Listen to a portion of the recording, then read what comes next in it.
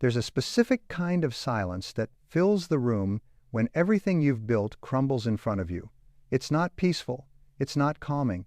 It's the deafening quiet of your world stopping while everyone else's keeps spinning. And in that silence, doubt doesn't whisper, it screams. Daniel Morrison knew that silence well. At 42 years old, he sat in his corner office on the 37th floor, staring at a screen that displayed numbers he couldn't believe were real. 15 years of impeccable decision-making, of calculated risks that always paid off, of climbing from a nobody with a community college degree to managing a $3 billion portfolio, all of it vanishing because of one choice. One investment he'd championed with absolute certainty, one signature on documents he'd reviewed 100 times. The firm lost $870 million in 63 days. His phone buzzed relentlessly. Emails flooded in. The board demanded answers. Clients pulled their accounts. The media picked up the story. And Daniel, who had always prided himself on having solutions, on being the person others turned to during crisis, had nothing. No explanation that mattered. No strategy that could undo what was done. When they asked for his resignation, he didn't fight it.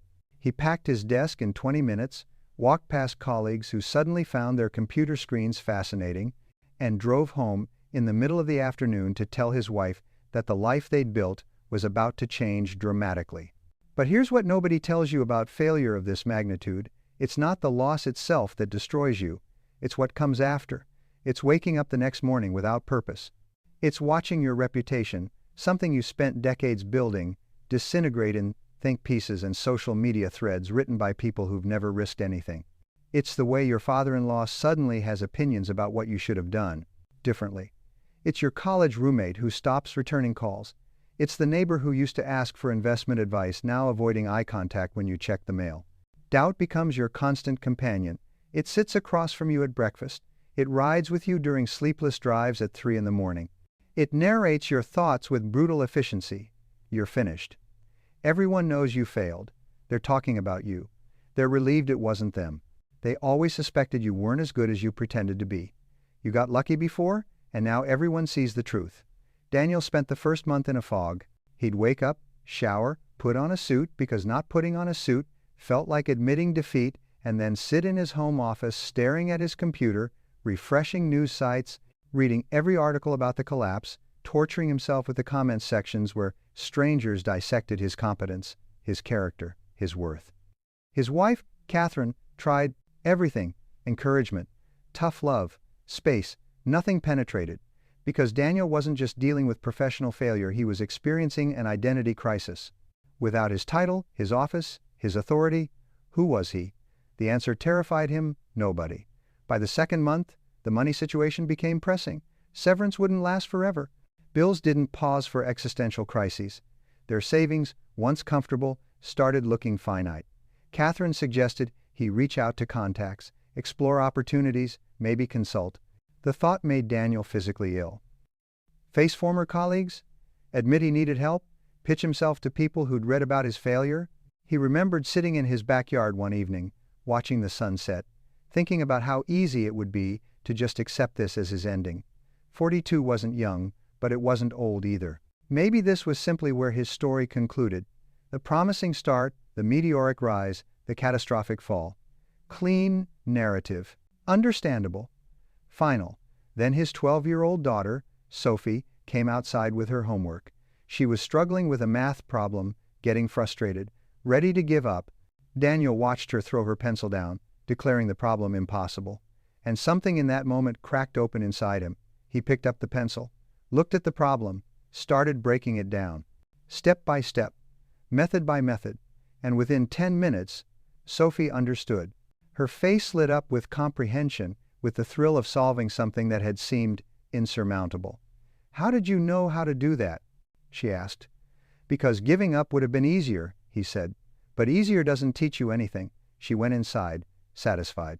Daniel stayed in the backyard as darkness settled, and for the first time in 2 months, he felt something other than despair. It wasn't hope exactly.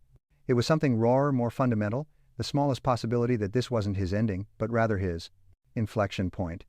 Every comeback begins exactly here in the wreckage, surrounded by voices telling you to stay down, convinced by your own mind that rising is impossible. The path forward isn't visible yet. The strategy isn't clear. The outcome is anything but certain, but there's a choice that materializes in these depths, a choice that determines everything that follows. You can listen to the doubt, accept the narrative that others write about you, let this failure define your final chapter. Or, you can make a decision that seems absolutely insane to everyone watching. You can choose to begin again. Not with confidence, not with certainty, not with any guarantee of success. You begin with something much simpler and much more powerful, the refusal to let this be your conclusion. Daniel opened his laptop that night, not to refresh news articles, not to torture himself with commentary. He opened a blank document and wrote a single question at the top. What can I build from here? He didn't have answers yet. He had 870 million reasons to believe he shouldn't try. He had a chorus of voices, internal and external, providing compelling arguments for why his time had passed, why the damage was irreversible, why attempting a comeback would only result in more public humiliation. But he also had one simple truth that cut through all of that noise. He wasn't dead. He still had his mind, his experience, his capacity to learn, adapt, and create value. The skills that had built his first success hadn't evaporated. The knowledge he'd accumulated over 15 years hadn't vanished with his job title. The world had written him off. The industry had moved on. The doubt seemed justified, reasonable, even kind, protecting him from further disappointment. Your comeback begins the moment you decide the world is wrong about you. Nobody chronicles the middle.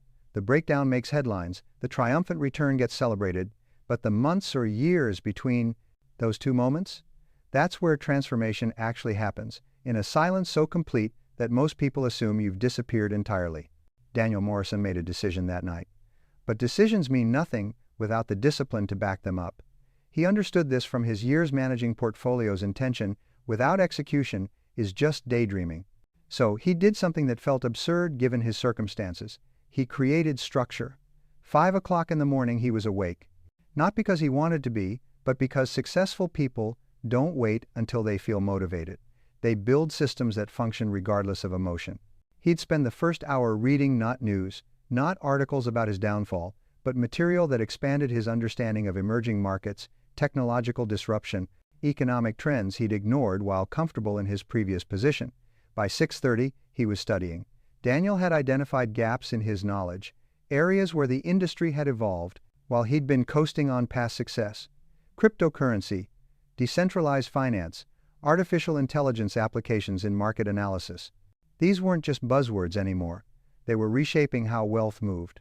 He enrolled in online courses, not from prestigious institutions that would look impressive on a resume, but from practitioners who were actually building these systems. Catherine noticed the change but didn't comment. She'd learned that encouragement during these early stages could feel like pressure. Instead, she maintained household rhythm, gave him space, and trusted the process. By 8 o'clock, Daniel was making calls. Not asking for jobs, his ego hadn't recovered enough for that level of vulnerability. Instead, he was offering value. He'd identify small companies, study their financial structures, and reach out with specific observations. No pitch, no request, just genuine insight freely given. Most ignored him. Some sent polite rejections. A few responded with questions. Those few became his laboratory. 3,000 miles away, Syra was experiencing her own version of invisible preparation, though her arena was entirely different. At 29, she'd been the third-ranked middle-distance runner in the world, a near certainty for Olympic gold, until a training accident destroyed her knee in 7 places. The surgery was successful by medical standards. She could walk, could live a normal life. But run competitively? Her orthopedic surgeon had been direct. Your athletic career is over. Accept it and move forward. Acceptance isn't surrender, though most people confuse the two. Syra accepted the reality of her injury. She accepted that her body had changed, that the biomechanics she'd spent 20 years perfecting were now impossible. What she didn't accept was the conclusion that her story was finished. The first 6 months were clinical. Physical therapy 3 times weekly. Exercises that felt remedial, almost insulting for someone who'd trained at elite levels.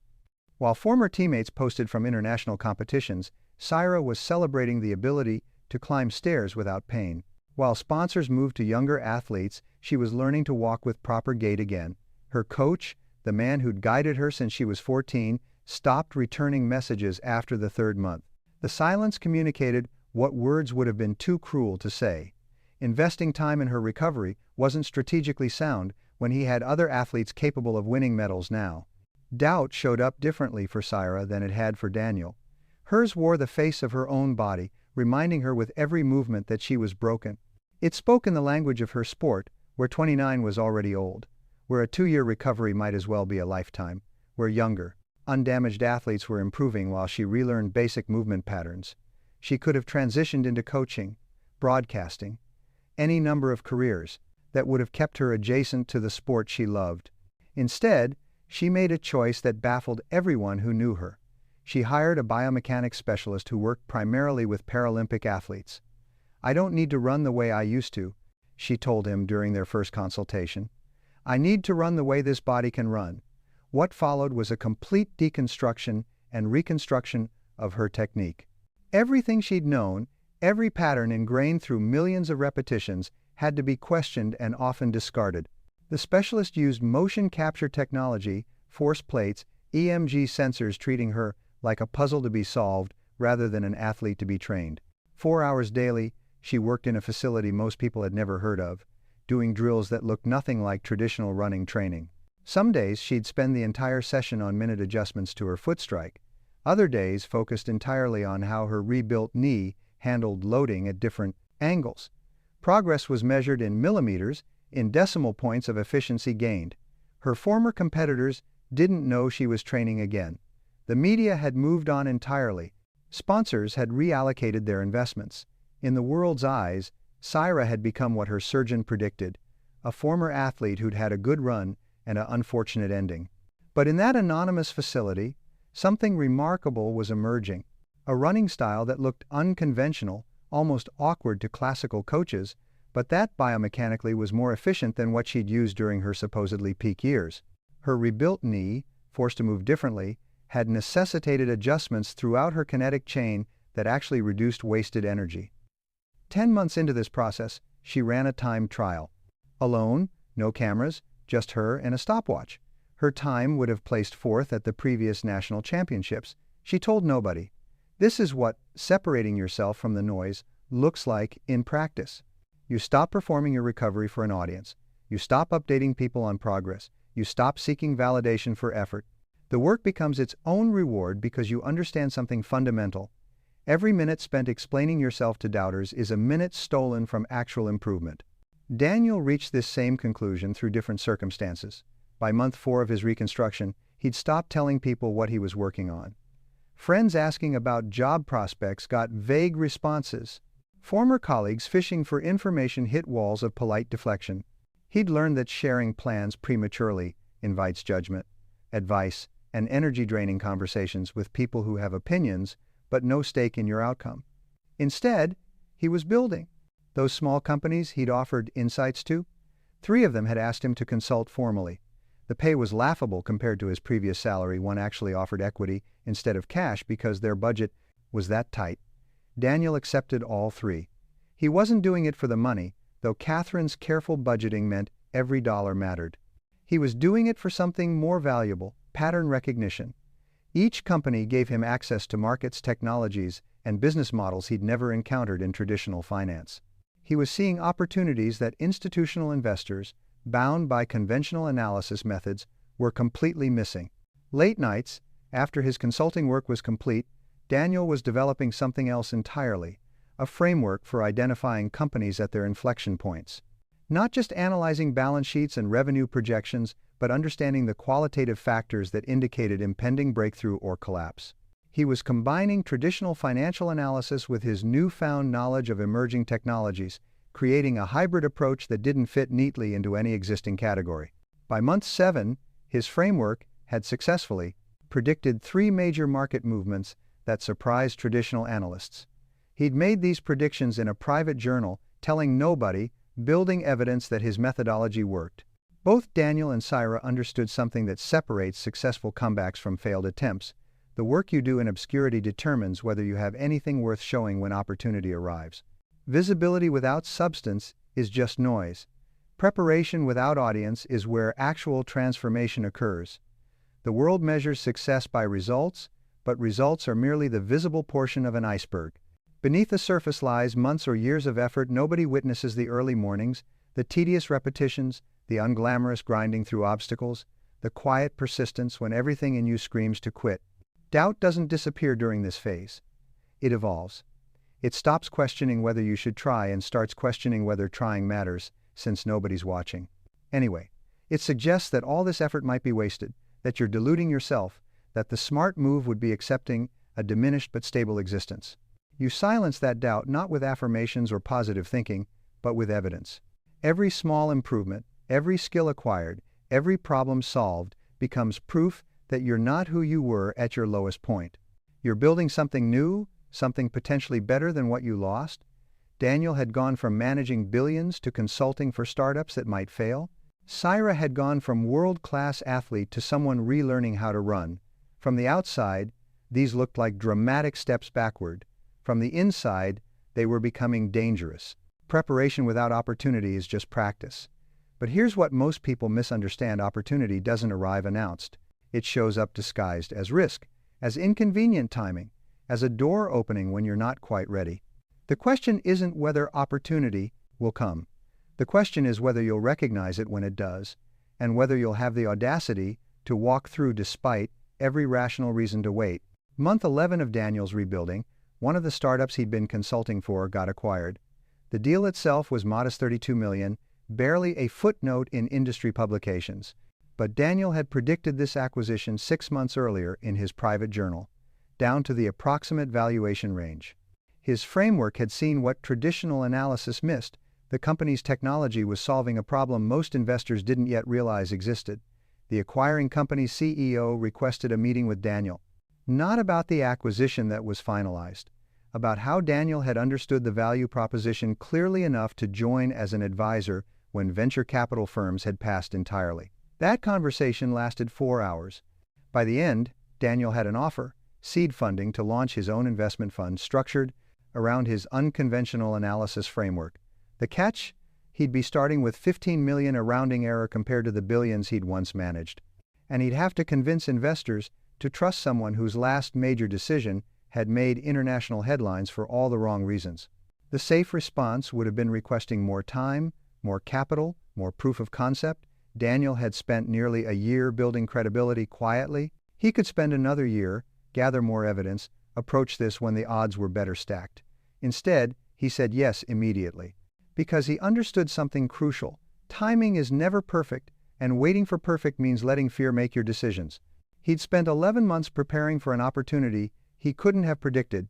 Now it was here, incomplete and risky and absolutely terrifying. Hesitation would kill it. Within 3 weeks, Daniel had registered Morrison Analytics, leased office space that was essentially a repurposed storage facility, and begun pitching investors. Not the institutional giants he'd worked with before, they wouldn't touch him.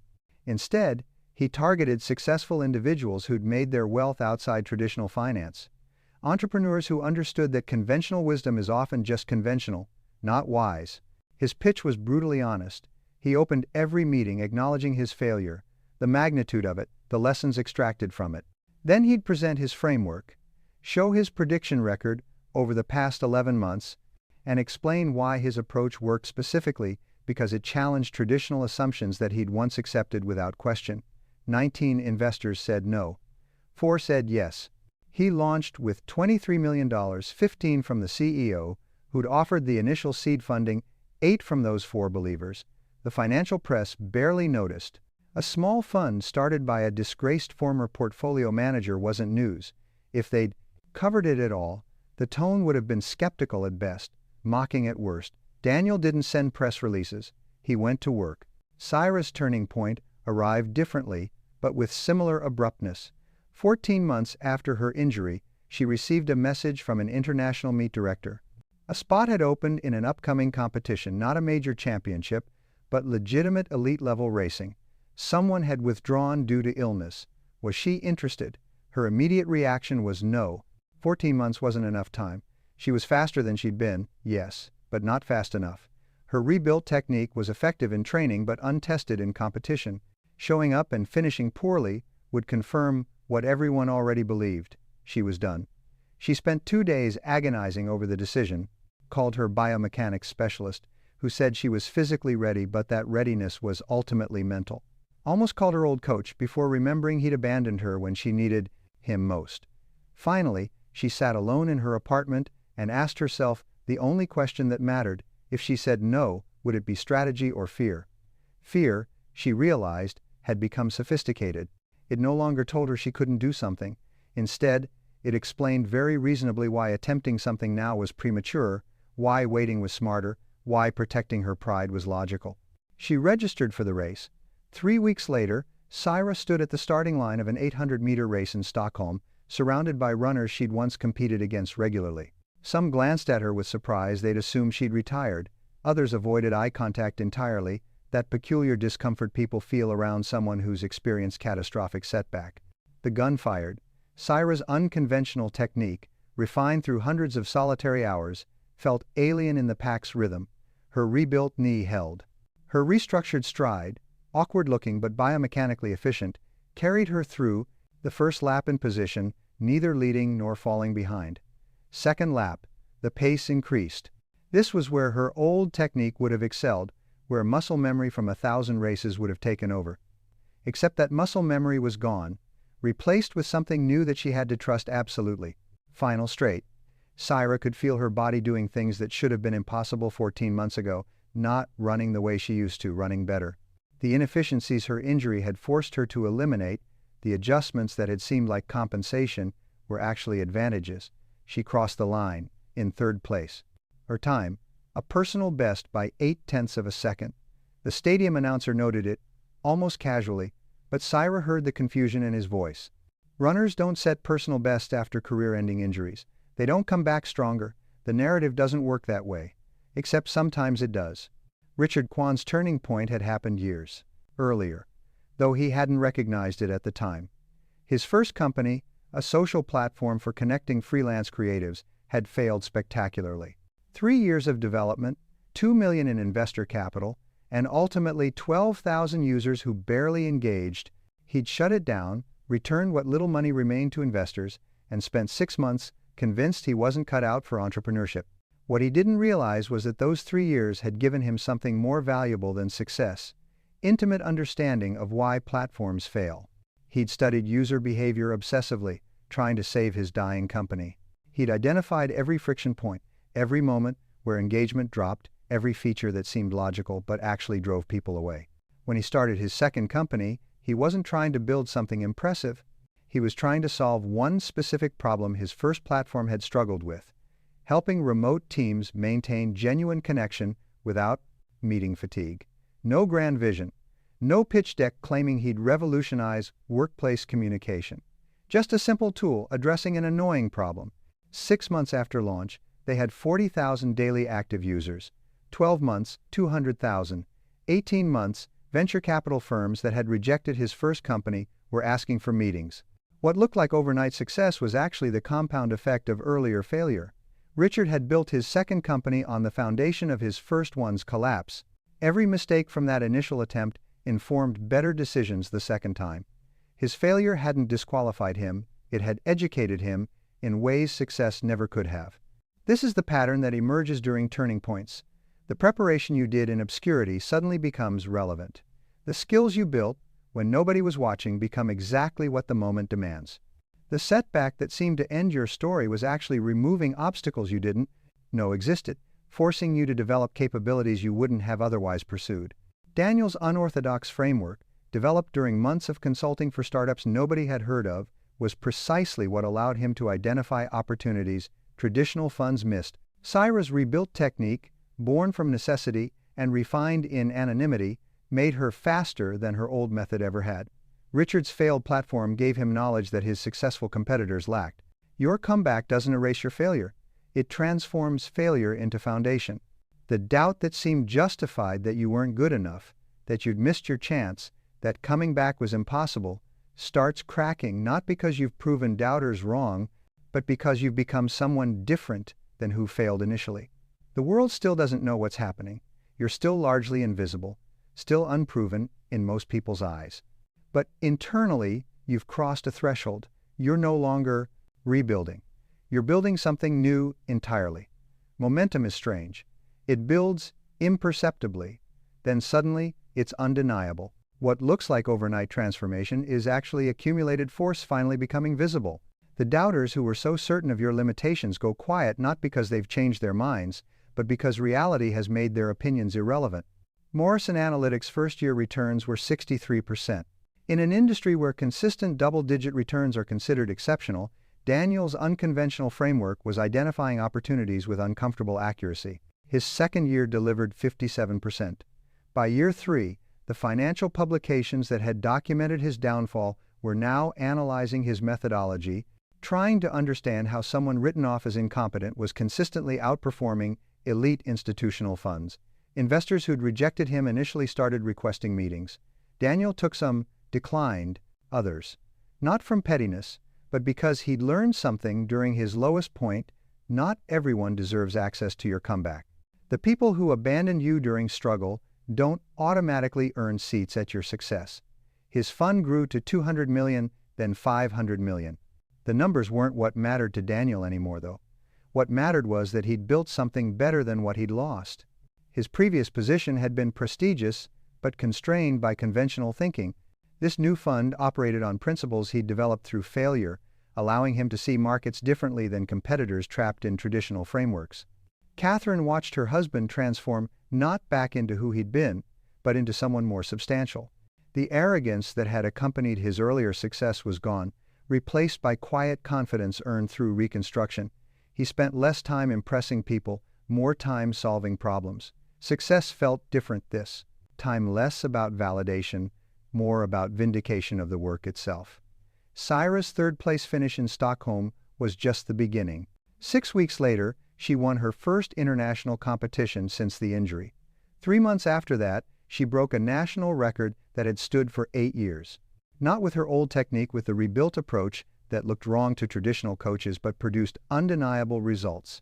By her second season back, she wasn't just competing at elite levels, she was dominating. Her unconventional stride became the subject of biomechanics research papers.